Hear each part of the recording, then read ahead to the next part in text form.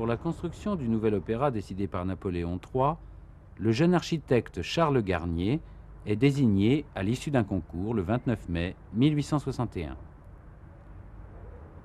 Il conçoit un important programme sculpté. La façade doit être scandée de 4 groupes allégoriques illustrant les arts de la scène. En décembre 1863, Garnier attribue à Jean-Baptiste Carpeaux l'un de ces groupes, dont le sujet est définitivement arrêté en 1865, la danse. Comme toujours au XIXe siècle, le modèle est exécuté en terre. L'argile ne se conservant pas, il est moulé en plâtre en janvier 1868. C'est ce moulage retravaillé par l'artiste qui est livré sur le chantier et sert d'instrument de référence pour la taille de la pierre.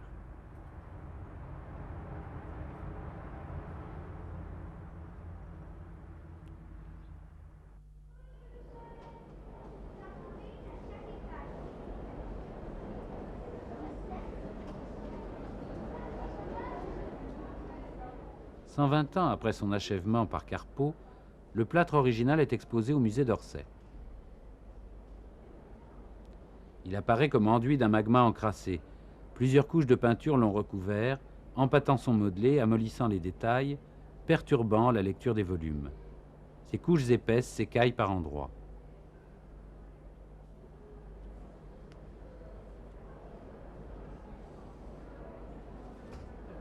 On va redécouvrir le travail du sculpteur, de Carpeaux, parce que bien sûr, sur le plâtre, on est très très proche du travail de l'auteur. Et espérons-le aussi une meilleure connaissance aussi de son histoire. Le public est habitué à regarder la pierre. Maintenant, je crois que les gens vont regarder un petit peu le plâtre, qui en fait le premier jet d'une œuvre, qui est l'œuvre originale, c'est le plâtre, c'est pas la pierre. Je crois que le sculpteur a travaillé. L'intervention doit être très prudente. On doit pouvoir s'arrêter à temps si l'état sous-jacent est trop altéré et préserver des témoins historiques fragiles. Un examen préalable permet de déterminer la composition des couches de peinture et leur réaction aux agents nettoyants. Il détermine le choix de pelable utilisé par les restaurateurs pour dégager la peinture et mettre le plâtre à jour.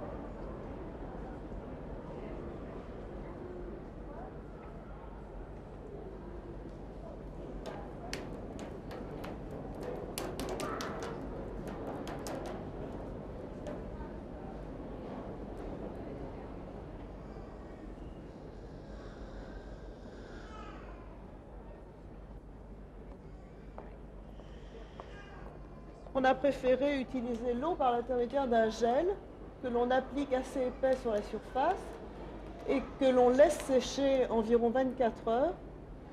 Et dans ce gel, on a mis un certain nombre d'adjuvants qui permettent de le retirer sous forme d'un film. Dans les creux, il y a des accumulations. Faire une limite nette ici.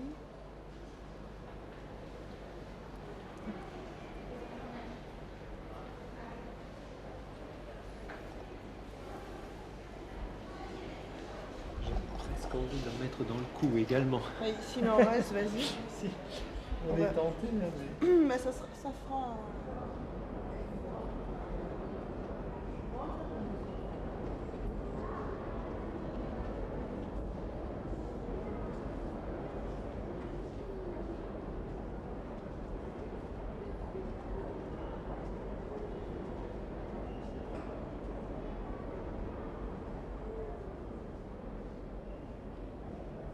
Bon, il y a plus d'épaisseur, c'est pas tout à fait sec.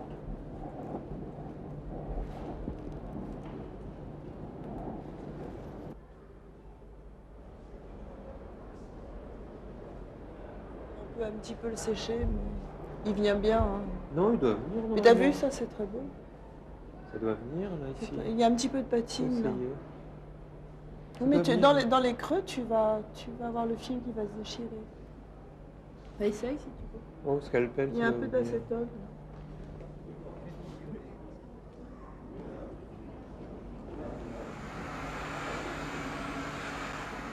La patine orange. Oui, oui, oui, oui.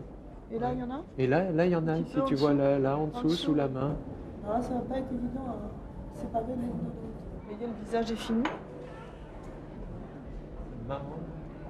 Ici, il y a de tout petits clous, très petits, avec une tête. Ah oui, ça creux. arrive souvent pour marquer les points. Là, ici, tout petit Ah en oui, je haut le de la vois. tête, un tout petit en bas. Alors logiquement, il doit peut-être y en avoir sur les côtés, mais Peut-être on va dans les peut-être les trouver cheveux, là. à l'endroit d'une mèche. Là, on voit toute une série de croix gravées Ah ouais, elles ici, sont là, belles. Je très les ai montrées nettement, tout à l'heure en tirant le film. régulièrement comme Là ça, aussi. ici. Là, ouais. Là, tout le long, là, il y a un trait. Alors, est-ce que c'est un coup de couteau? Est-ce que c'est un repère?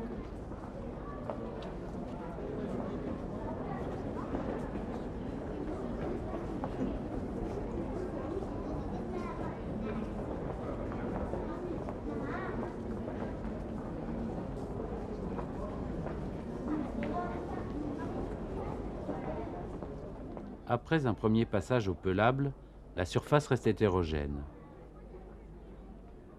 Une deuxième application de pelable est parfois nécessaire.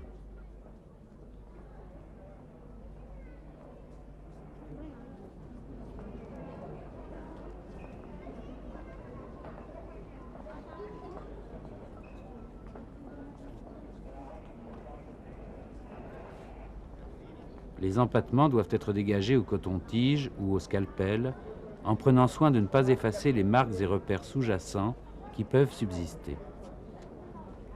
Travail long, minutieux, où le restaurateur doit sans cesse alterner deux visions, celle des quelques centimètres carrés sur lesquels il travaille et celle de la totalité des volumes, pour que l'ensemble soit homogène.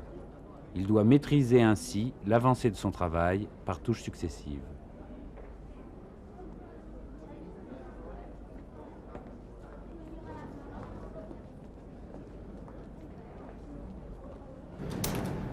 Je me demande si j'ai pas décalé. Il y a tout un éclatement. Il y a un collage. C'est de la colle.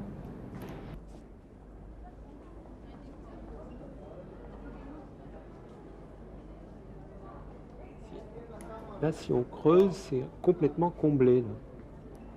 Regarde, regarde, ça s'élargit là, ici. Ah Tu oui, vois, donc d'accord. il semblerait que le bras soit trop...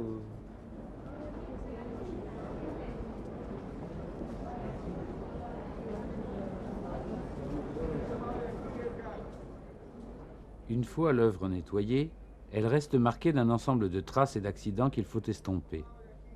Pour sauvegarder la lisibilité de l'ensemble, les accidents les plus gênants sont légèrement retouchés. Les restaurateurs consolident les parties accidentées et fragiles avec un mélange à base de plâtre. Les armatures sont traitées pour éliminer tout risque d'oxydation.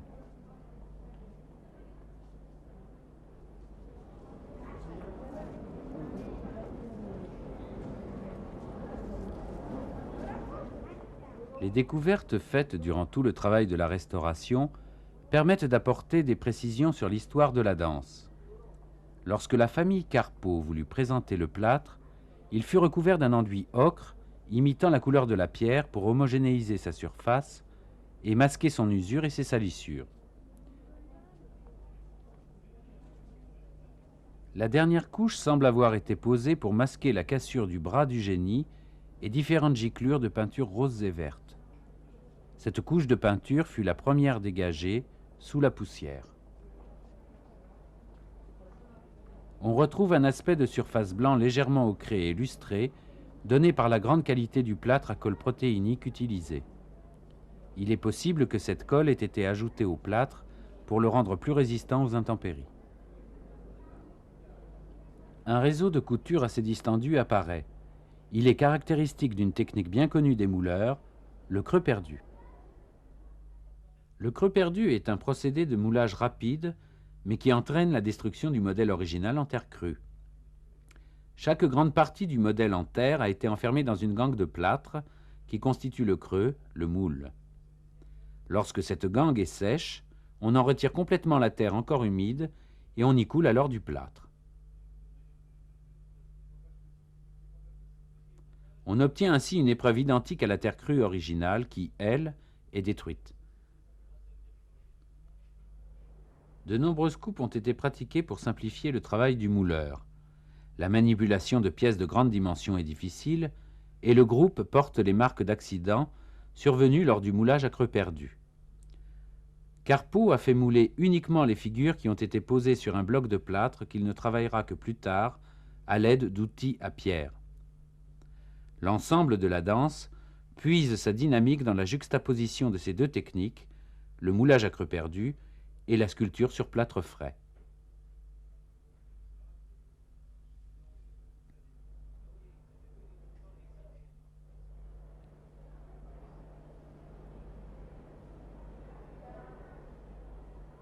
Sur l'ensemble de la surface restaurée, malgré l'usure de l'épiderme, une multitude de points et de croix subsistent, ainsi que des clous au sommet des parties les plus saillantes. Ces marques sont des repères de tailleurs qui ont reporté leurs mesures en les agrandissant au double sur les gigantesques blocs de pierre de la façade de l'opéra. Cette technique, dite des trois compas, est connue depuis la Renaissance. Des incisions indiquent le passage d'un couteau pour séparer les pièces d'un moule. Ce modèle a donc été lui-même surmoulé.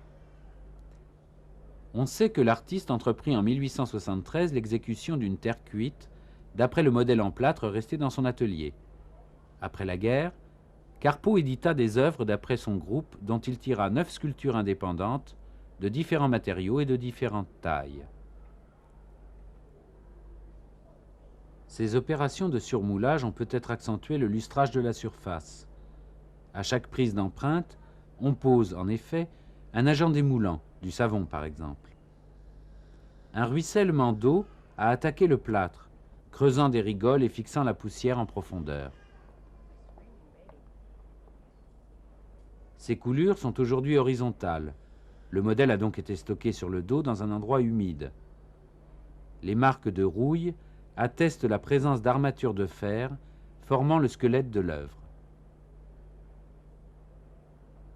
Une fois restaurée, la danse de Jean-Baptiste Carpeaux retrouve sa lisibilité, l'intensité de ses expressions et la nervosité du modelé qui la caractérisait lors de sa création.